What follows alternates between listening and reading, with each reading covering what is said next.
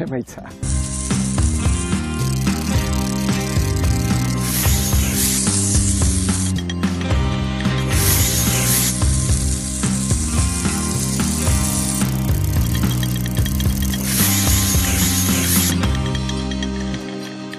Ibilbide luzeko idazlea, 85. urtean lehenengo liburua. Bueno, hitz egingo dugu gainera horri buruz, badagoelako bitxikeria bat lehenengo liburu eta azkenaren artien, baina gauza eta genero eta alde danak ikututa, zabiltz, Juan Luis, eta azken aldizen esan dugu, sekulako aldaketa honekin eta zientzia fikziora edo hurbilpena.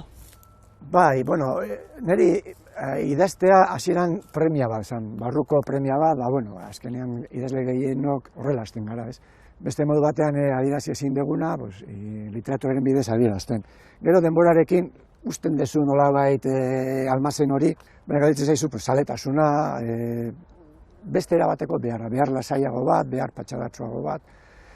Eta horretarako, idaztea gustatzen zait. Ja ez da halako premia handia, gustatzen zait eta segitzen dut horretan. Eta egia esan,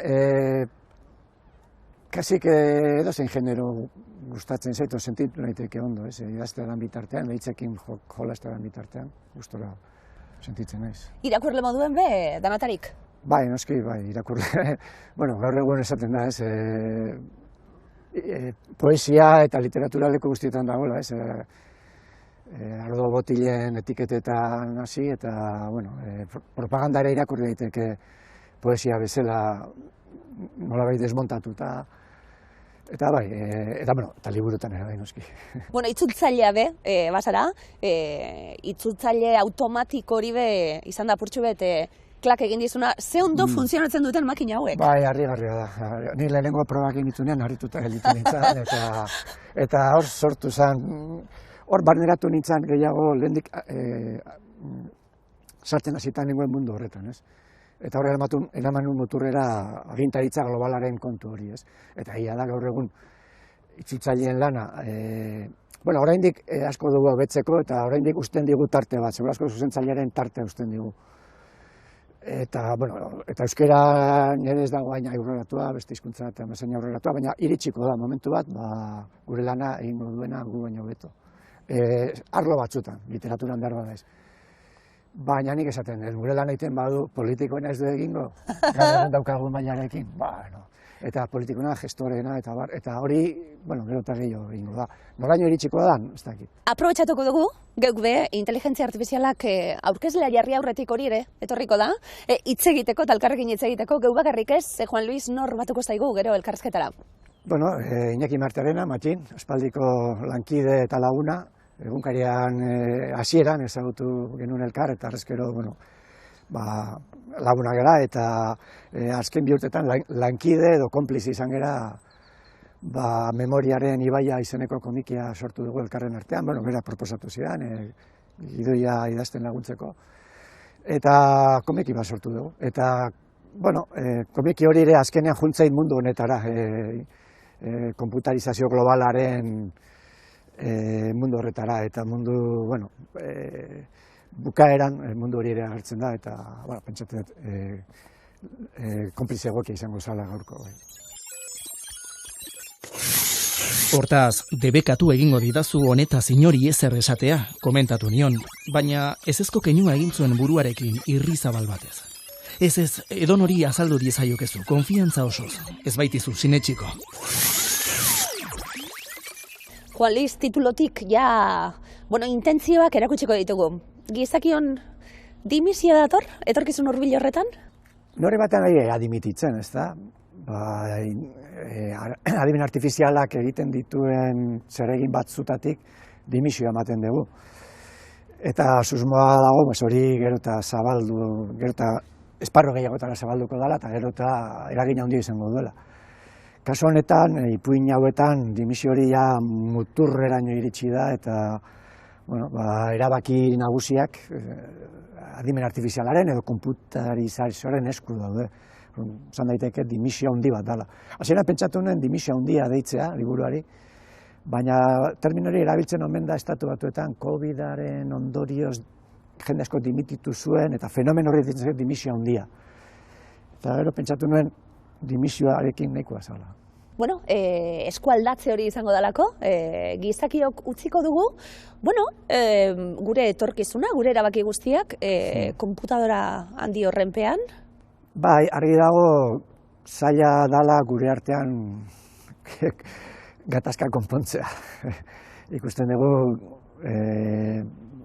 gerra berriak, arazo berriak, adibidez COVIDaren inguruan oso ikuspegi diferenteak kontra jartzen dira, saiatzen zea ikusten, jakiten zein dan egokiena, zein sinistu behar diozun, ikusten jende adimentsu alde batean eta bestean, baina zaila dara dakitza, orduan, bueno, pues, arbitro ona izan daiteke adimen artifiziala. Bueno, futbolean ere adimen artifiziala dago, bueno, neurri batean sartuta.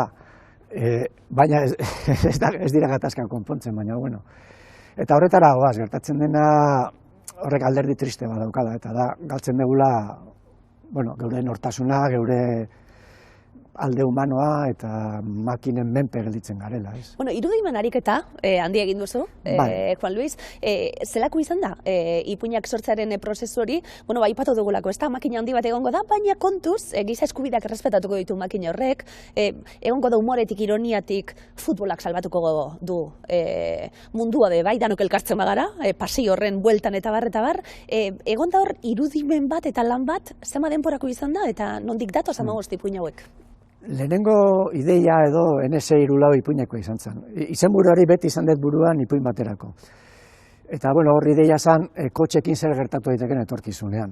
Kotxeak ja ez dira kabitzen, eta, bueno, aparte, kutsaduraren kontuaz aparte dago ja, bueno, kotxeak hartu digutela, kalea, bizitza, eta azken finean ez dala hain beharrezkoa kotxea gaur egun. Gero eta, bueno, harreman telematikoaen bidez, eta bar, kotxearen beharra ere neurri batean murritzagoa da. Orduan, bueno, imaginatzen nola izan daitekeen kotxeen, autoen etorkizuna, hor hasi nintzen pixka bat zientzia fikziora bideratzen. Eta gero, ja, bueno, itzultzaile automatiko ezagututa, eta adimen artifiziala nola funtzionatzen zuen ikusita, gero eta gehiago jo nuen horretara. Eta, bueno, hor, Sigmund Freudek ametsak analizatzerakoan esaten zuen hor, ametsetan gure pulsioak, gure nahiak reflejatzen direla, ez? Eta ipuin hauetan ere uste dut, nire nahiak reflejatu direla. Badakit ez dela etorkizunik desiragarriena hemen agertzen dena, baina gutxienez mundua salbatu egiten da, harmonia gutxieneko batean salbatzen da. Eta uste dut... Ez gaituzu distopia baten murgilduko? Badu distopiatik... Utopia tristetik, bai? Bai, gehiago da utopia triste bat. Baina gutxienez mundua salbatu egiten da, eta ongizate gutxieneko bat eusten dio gizakiak. Eta neurri batean uste dut nire amets bat dala hau, amets horrek bere alde iluna baduen arrenez. Zuretzat, bueno, guztiz ezberdin orain arte egindakotik, esan duguna, irudimen hori, kanpuen jarri, irudikatu, urte batzuk barru, bueno, gizakia nola egongo den eta nola harremanduko dan, gauzasko oso unibertsalak izaten jarraituko duten arren. Familiarteko maitasun harreman horiek, bueno, garana, ez da? Bai, azken batean ipuin hauen gai nagusia, kezka nagusia, ez da etorkizuna nolakoa da, baizik beste bat. Pertsonaien gatazka familiakin, edo lanarekin, edo denboraren joanarekin, edo dena delakoa, ez? Edo gertatzen dena, bueno, denei eman didala trasfondo hori edo atzekalde hori, atzealde etorkizuneko atzealde hori, ez? Baina berez, ez zait iruditzen kezka nagusiak diferenteak izango direnik. Igual horiek izango dituzte, beste kolore batzuk, beste adierazpen batzuk, eta beste bide batzuk konponketarako, baina kezka nagusiak ez dituzte asko aldatu direnik. Bueno, ez dakit, oindala 100 urteko nobela bat irakurritara ikusten dugu kezkak antzekoak direla, ez da gero gizarte aldatu dan. Sonieska liburua aholkatuko duk, berriki Gasteizko irakurle klubean irakurri duguna. Ludmila Ulitskaya idazle errusiarrak idatzi du liburua, eta oso liburu laburra da, novela laburra da. 71 orrialde besterik ez ditu, baina arreta eskatzen duen liburua da. Lerroalde bakoitzak informazio zehatza ematen du eta pentsatzen dut oso ondo garatuta dagoen novela dela.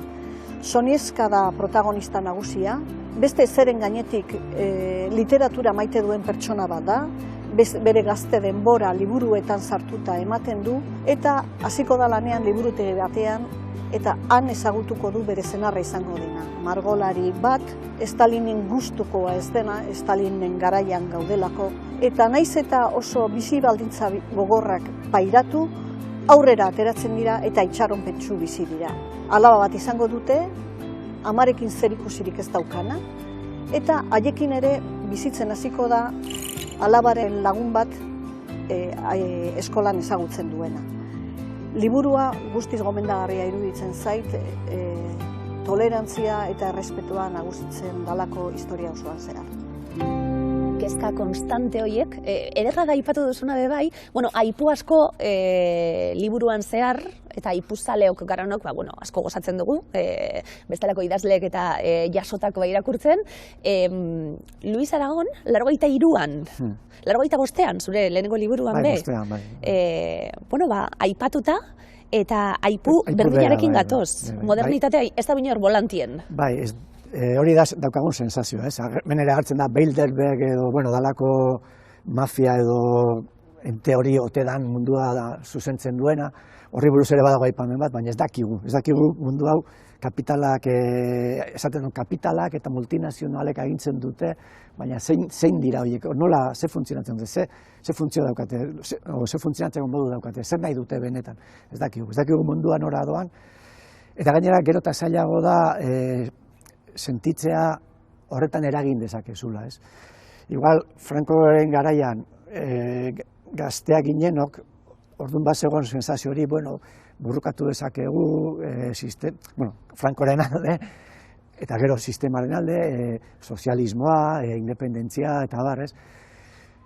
Sensazio hori zure burruka politikoak edo zerbait eragin dezakena gero eta lausoagoa da, eta gero eta lausoagoa izango da, gainera iruditzen etorkizunera, ez, eta horretara goaz. Eta gure gaztara asko markatzen zuen ideologiak, eta zeuden troskistak, eta leninistak, eta zeuden anarkistak, eta zeuden... Gaur hori dana lausotzen ari da, lausotu egin da neurri handi batean, eta ja ideologiak ere ez dute, ez dakit, rola handiri gure bizitzetan. Eta horrela gabiltza, ez, eta horretara baina jarraituko dugu gizaki izaten, ez da? Juan Luis, esaten zabiltzena, ia orain 40 urteko kezka berberarekin abiatuta liburua, ze testu inguru ezberdina, ze mundu ezberdinean bizi garan, baina gizaki izaten jarraituta kezka hori, guztiok nahi dugu babes hori, maitasun hori, biziraupen hori, eta barreta da. Bai, azkenean, aldatu da testu ingurua, aldatu da mundua, eta aldatuko da, baina kezka nagusiak antzekoak izango dira, hala iruditzen zain niri bintzat. Lurrean edo Marten, edo ilargian aukeran emonda, non biziko zinateke gustora? Lurrean dudari gabe, ez dukat bat ere gogorik. Ilargian batzutan bizitzen gera, baina modu metaforikoan. Eta ez, lurrean eta gainera esango nuke bizi naizen lekuan. Gizakia, egongo dalako kolonia batzuk egongo direlako liburuan, ilargian kokatuta, Marten bebai, lehenengo espedizioak joan da, lurrean esan dakoa, eskaralako sartuko bat, eta biziraupena espadugu aldatzen, orain arteko oso zaila izango dalako. Askotan aipatzen den kontua da, ez, beste, B planeta, edo B planetari ez dagoela esaten da, baina izan zitekeela Marte, eta segura asko, posible izango balitz han bizitzea, botere dunek izango zutela aukera esperientzia pilotua bizitzeko behintzat, eta mundua utzi, hori agertzen da, ipuin batean behintzat kontatzen da, eta irudimenak ematen dituen jokoak dira, baina gero Marten ere azkenean gizakia da, eta hemengo personajea Ignacio Maria Atxukarroren liburuekin dago liuratuta. Marten eta Errezilgo idazle iletratu edo gutxi letratu baten liburuekin dago liburatuta. Gai ezberdinak esaten gabiltz, eta pertsonaia oso ezberdinak be bai, protagonista lanetan, eta 15 ipuinak euren artean be ezberdinak, luzerari dagokionez, eta estiloari dagokionez, eta bar. Juan Luis, zeinek gozatuko du liburua irakurtzen? Ez dakit, hori zaila da jakitea, ez dakit. Bakoitzak idazten du, berak irakurri nahiko lukena, eta, bueno, pentsatzen, ez dakizu. Hau, beti esaten da, ez? Inor jakingo balu norbaiti gustatzeko zer egin behar dan, oso idatzi behar dan, pues, denok ingo genuke, baina ez dakizu orduan. Bueno, azkenean, nik idatzi dut irakurri nahiko nukena, edo gustu irakurriko nukena. Hori zeini gustatuko zaion, gero eta zailago da jakitea, egia da, eskaintza gero eta handiagoa da, bueno, hau da, botila bat botatzea itsasora eta nor jasotzen duen. Holan, harridura ikaragarria Franz Kafkaren La Metamorfosis. Irakurri neban lehenengoz 20 urtegaz. Nire ikasleak baino askoz ere beranduago. Eta gelditu nintzen hasieratik engantxatuta bere lehen lerroagaz, eta orain ere jartzen dodanean irakurtzeko lehen lerroa irakurtzen dut beti, eta holan gelditzen dira nire ikasleak ere. Orain euskeraz irakurtzen dugu, baina nik orduan erderaz irakurri neban, eta esaldi hori ez jati inoiz astu. Al despertar, Gregorio Samsa una mañana, tras un sueño intranquilo, encontróse en su cama convertido en un monstruoso insecto. Liburu honek 50 piku urte ditu, eta azpimarratuta dago, eta ondino bueltak eta emoten deutze dasatzera aurrera horriei. Bai, Cristina Moralesen lektura fazil. Hartu nuen liburutegitik jakin gabe zerrari nintzen esku artean hartzen, eta bai bere estiloa, bere gaiak lantzeko moduak, bere lotxagabekeria horrek, izugarrizko ukabilkada eman zidan, eta ordutik gozatu nuen eta benetan lagundu zidan nire ikuspegia apur bat zabaltzen.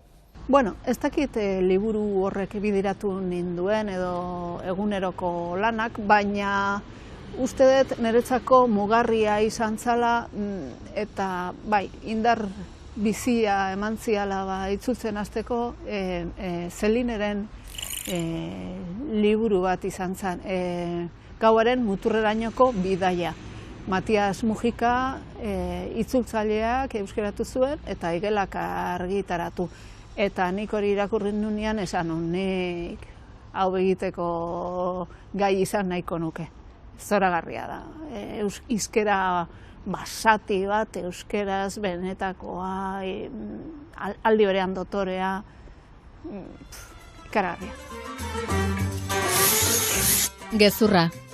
Arraza, ikola esaten digoan hori, nire moduko soldazuen trumila handia besterik ez duk. Makar jario, krakazu, kukusoz josiak, gose, izurri, haunditxu, eta hotzetatik iesi ona, ondarra jotzera etorriak. Hori duk Frantzia, eta hori duk frantses jendea. Iñaki Martiaren amatxin, ze moduz? Ondo. Lagun eta konplize hona dakarrela, dio, Juan Luisek? Bai, berakala baldin badio, bai. Aspalditik zuen harremana? Bai, urte batzuk pasa dira, honezkero. Egunkairaren hasieratik, esan nuke, bai. Eta lankide urte askoan, gero, bueno, mendi buelta batzutan ere ibili izan gea elkarrekin, eta, bueno, orain azken urteotan, pues, elkarlanean, memoriaren ibaia idazten eta marrazten. Bueno, marraztenik ez, ni bakarrik idazten. Mendi buelta horietan filosofatuko duzu, bai, ez da? Munduari buruz eta etorkizunari buruz eta? Bai, bueno, hitz eta pitz ez da, bai. Zer mozka irakurketa izan da, Matxin dimizia horrena? Oso gustora jakina bai, beti, bueno, nik betidanik atsegin izan dute Juan Luisen begirada, bere liburuak irakurri ditut noski, eta hau bera ere bai oso gustora irakurri du bai. Abenduan irakurri nuen eta bai. Pertsonaiaren bat, egoeraren bat, zeo zer gustatu zitzaizuna edo, bueno? burura etortzen zait oraintxe, adibidez, aita bat ari dela bikiak zera zaintzen eta elikatzen eta hori, adibidez, etorri zait burura, edo beste pasarte batzuk ere zoragarria dira, ez, hor Marteko egoera horretan edo eta adibidez errepidean autoz doaztelarik ere hori gustatu zaitez. Polizia androide horiek zainduko gaituztenak, karo, gogoeta hori egiteko, onerako bada, pentsatu duzu, alde bietan jarri naizelako. Jon Luis, hasieran esan dut, bueno, izango nintzen ni honi aurre egiteko erresistentzia taldekoa seguru, eta gero bestetik, bueno, eta lasai hartu eta makinak erabakitzen duenari baietz esan? Bueno, bai, ulertzen ditut marmarrak, baina bestetik, bai, nepzet asko ginela dikotomia horretan, ez? Eta gaudela dikotomia horretan, ze azkenean, asko etortzen, Frankoren azpian hasi ginenok ere, bizi genuen, den aldatzeko zera batean, pasio batean edo gogo batean, eta poliki-poliki jungean nolabait moldatzen egoera berrietara, eta orain askotan esaten duguna da, ez gain gizki bizi, ez? Eta, gizakiren evoluzioan ere bada hori, ez? Konformismo horretarako bidea ere, ez?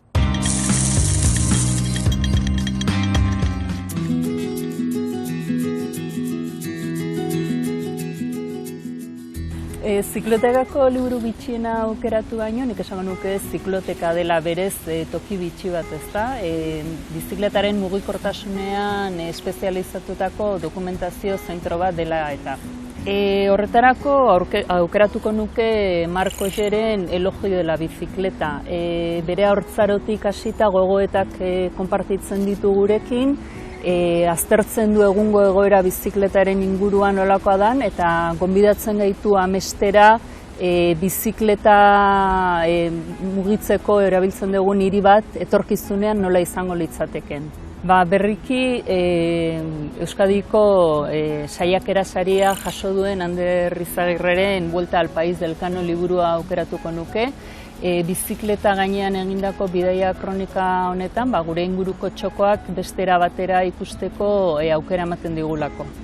Orain dela gutxi berriro irakurri duten liburu bat, Leo Perutzen De noche bajo el puente de piedra izan da, Europako ekialdean kokatutako ipui fantastiko edo fantasioso bat adierazten du.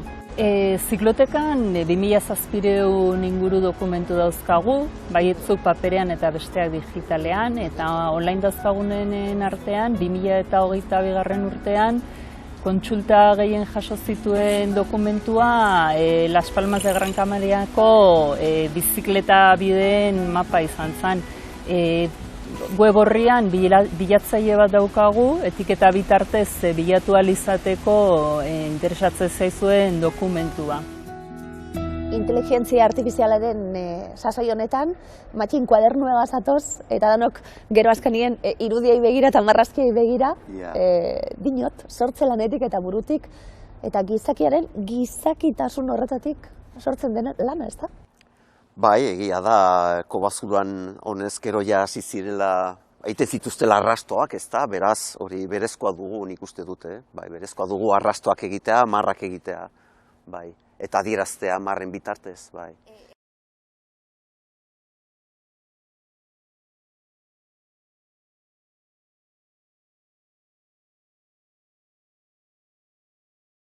Bai, hau, kuaderno bereziki dotore xamarra da, baina normalki erabiltzen ditut askoz eskaxagoak direnak, diot eskaxak paper aldetik eta ez, eta ero axota xume bat erabiltzen dut, bai, hori da nire lanabeza eta nire modua ez. Eta gero ondoren, zirriborroak egin ala, gero ondoren, kasu honetan adibidez, memorian ibaia egiterakoan, gero ja behin sukaldeko lana egin ostean, ja digitalizatu egiten dut, bai. Nolakoa izan da elkarlana, memoriaren ibaian, ideia nok dakar zelan laguntzen zarete baten testuek marrazkiak eragiten ditu alderantziz? Berak marraztu eta nik idatzi. Hori dako benuke. A ber, zer ateratzen da. A ber. Zer aterako zen, bai. Hori da, bueno, seguro, atera... Oso vanguardistateako zen. Bai, seguro. Puskatzailea. Bai. Beno, prozesua erraza izan da, diot erraza, esan nahi dut elkarren berri nola dugun, eta elkarren, zera, ez? Elkarre zautzen dugun ezkero, nik Juan Luisi botanione proposamena, ez da, aspalditik banuen leitzarani buruz eta zeraz kontatzeko edo marrazteko asmoa, eta bera etorri zidan burura noski, osatzeko edo, aberasteko ere bai, ez? Eta banuen gogoa ere bai elkarlanean egiteko proiektu bat, eta orduan berari botanion proposamena, eta berak onartu, eta... Bai, berak zeukan ideia esan Leitzaran, eta neurri batean lehengo bizimodua, gure esan dezagun aitona monena, eta bar. Eta di pixka bat beste bide batzutara eraman nuen historia, baina, azkenean, bai mantendu behar duen Leitzaranen protagonismoa, eta neurri batean, esango genuke, bike movie bat dela, bizikleta buelta bat, handoendik Leitzaraino, Leitzaranen zehar, eta, oinarria hor mantendu genuen. Eta orduan, berak mandako ideia nagusi batetik, nik idatzi nuen gidoia, edo bion artean idatzi genuen gidoia, ez atalka, eta gero ja marrazketa, hori ja, erabat makinen lana izan da. Gaur egungo gaiak, hala ere, esan duguna, gauza askotan bagaudelako askoz hobeto eta askoz jantziago, eta gure ingurua irakurtzeko gaitasun handiago daukagu, bestak beste, esango dugu feminismoari eskerbe bai, ezta? Feminismoa, ekologismoa, badago, asko, hor memoriaren ibaian be bai? Azken batean, ibaia, ezta? Memoria eta ibaia, orduan ibaiak gauza asko dakartza, ezta? Beste feminidadea, urak ekartzen duena, mugimendua, ezetasunare bai, eta bizitzare bai, ez da, orduan, hor duzu, nik uste dute, zera ez, feminidadea, ez. Gero bestetik egia da, nire ustez behintzat, hala da, zera, bideak, Leitzaranek ditu bere baitan tunelak ere bai, iluntasunare bai, orduan, nik uste dute horretan, ikeragarria dela, ez da, bizitzak bera ere horrelakoa delako, dauka bere argitasuna eta dauka bere iluntasuna, ez. Eta gero, jakina, komikia, paperezko zinema da, eta hitza eta irudiaren artean oreka bat saiatzen gara bilatzen edo ez, hori dira bi oinarriak, eta orduan Juan Luisek, ikeragarrizko zera elkarrizketak sortu ditu, eta horrei esker kontaketan erustez harina da, harina dio erraza, eta nik gehitu nizkion behar bada Leitzarango zerak, ez? Paisaiak. Paisaia izango litzateke beste elemento bat oso garrantzitsua, ez? Eta hortan pixkatarna sartzen dugu, ez? Badakizu ez, 2023-2024 ikasturterako Gatzagorri elkarteak Book Trailer lehiaketaren 12. edizioa antolatu du. Parte hartu nahi duzu? Eta zeren zain zaude, 12-16 urte bitarteko gaztea bazara animatu eta parte hartu liburu gaztea lehiaketan. Nola? Lehiaketarako proposatutako liburu bat irakurri, taldean bildu, gidoion bat osatu, eta montatu zure trailerra. Eta zalantzaren bat baduzu, ikusi eta ikasi gure webguneko bideo tutorialarekin. Osatu launakako taldeak ikasgelan eta ekin lanari. Sari potoloak daude jokoan. Norbanakoen kategorian ere parte hartu dezakezu, arin eta errez. 2024ko martxoaren 3 da Book Trailerrak bidaltzeko azken eguna. Hauek dira aurtengo proposamenak. Batetik, bota begiratua aurtengo proposamenei. Bestela, ezinbestekoak zerrendan, aukeratu zure adinari dagokion liburua. Begiratu hemen, lehiaketaren oinarriak. Liburu bat irakurri, gidoion bat prestatu, sakaturrek eta parte hartu! Tra-tra, egin zure Book Trailerra! Badoaz eta badatoz, bebai, batzutan modak izaten dira, batzutan eskuartean daukaguna, bai puin liburuak, bueno, oso gustora poesia, venga, badator modan apurtxu bete esango dugu. Gertatzen da bai, komikiekin, eleberri grafikoekin, ze aukera dauen gaur egun, ze gauza ederrak kaleratzen diren, eta, bueno, irakurleak baditu bai aukera asko, nola bizi da barrutik horren beste urteta gero? Bai, egia da, zu diozun bezala, gaztaroan eta, neurri batean ere, komiki hau ere dolu prozesu bada, diot ere neurri batean gaztaroaz ere hitz egiten du, gaztaroa joan zen, iragan zen, eta orain ja, beste etapa batean gaude. Eta egia da, ikeragarria da nola zu diozun bezala, nola onditu den eskaintza, eta gu geuk ere gaztaroan, beste grafika batean, beste egoera batean bizi ginen, neurri handi baten ere basamartua bazen neurri batean, diote, ez zegoen aukereik liburuak argitaratzeko, komiki liburuak, baizik eta nire kasuan behinepin gure jarduna zen komunikabidetan, oso urgentziazko lana, eta oso lotua herri mugimenduari ere bai, aldarrikapenari, eta orain ordea bestelako aukera badago, eta zorionez gozatzen ari gara, nik neuk ere gozatu nuen hau egiten, eta argitaratzen editoreak ere lan handia egin zuen, handia diote bai egin zuela alako jarraipen bat, eta begionez ikusi zuen egitasmoa, eta orduan alde hortatik pozgarria da, ez? Androide ez dan editorea, esango dugu. Androidaren bat hemen egongo dalako, bai. Txarto bez, zemeko editoria, Bueno, seguro asko egongo dira. Erritaletxe batzutan behar bada jasita da. Egongo da, egongo da. Ez dute esan, baina... Horri buruzko gogo eta Juan Luis ez zeupe eginda, azken aldian, esan dugu, ia lau hamarkada liburuek plazaratzen, zelan aldatu dan, ezta? Bai. Argitartzen hasi nintzen garaian, gutxi ginen idazleak, idazle gazten beharra zegoen, eta eskuzabalik hartzen gintuzten, eta seguru asko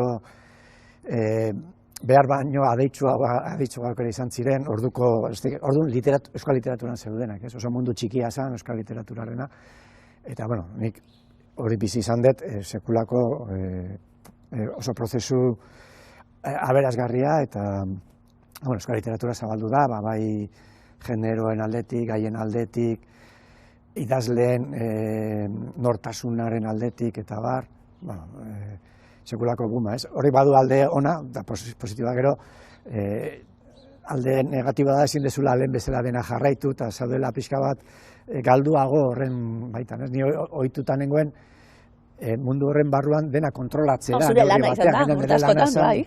Kazetari moduan horren kontrola izatean horrela, kontrola ez agintzeko, baizik, ezagutzeko. Jakintza horretatik, bai. Eta ezagutarazteko, baina gaur egun ja oso zaila da jarritzata. Hori ona da, ez, eta sekulako aldaketa izan da, onerako dudaria. Eskatuko diogu laburpen orduen, gure makinari guztia eskainiko diguta.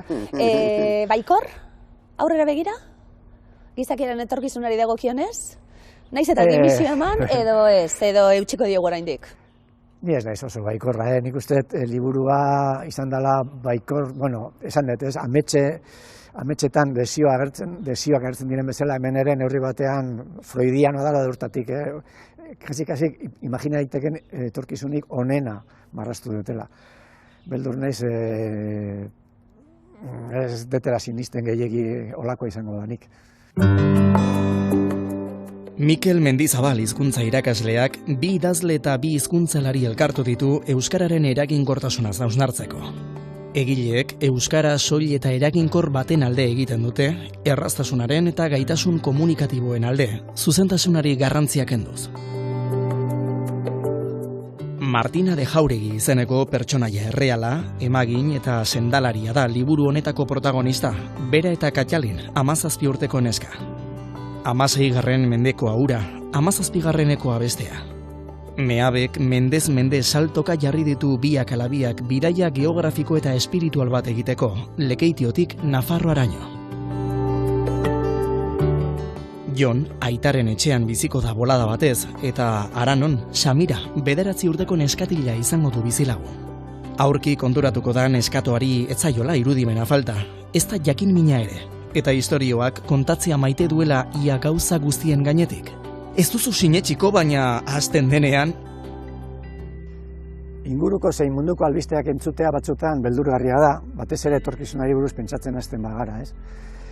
Eta horren aurrean literaturak eman dezake aukera, etorkizun hori neurri batean politago edo irudikatzen, irudimen ariketa baten daiteke, eta zientzia fikzioa literaturaren barruan horretarako aukera ematen duen bide bada. Ni horretan saiatu naiz, dimisioa idazterakoan, ez da dena arrosa kolorekoa, baina, etorkizun posible, neurri batean positibo bat imaginatu dut behintzat.